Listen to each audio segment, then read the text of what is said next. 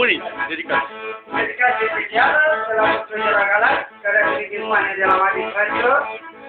La Galați s-a defințat microfoane și cântăm la șoricei acum. Ia uitați-vă, fraților. Hai mă, frate, cântă cu mine. Hai. Ultima manea care a ieșit și vezi pe toată lumea care ștită pe YouTube, fraților. Ca v-a ști, da, voastră.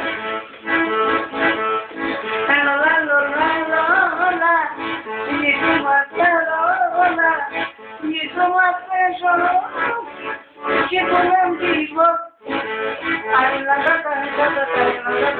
La tădicerialul e mătigat paderoa care nu apărea.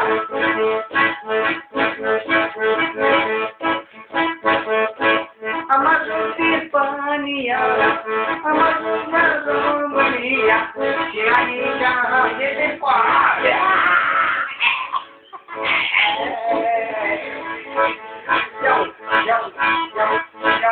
Ia uitați și brățărița, uitați și minerica, și dacă vreți aveți abonament în Spania, hai șoricele, hai face cântă! Cântă țigane!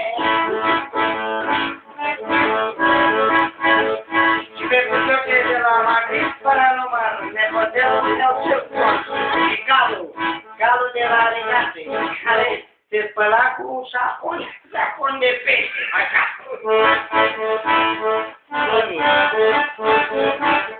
Stai că acum, fraților, vă acompaniez din orgă, filmează-și mă în continuare și o acompaniez și el filmează. Parte în spaniol. Hai.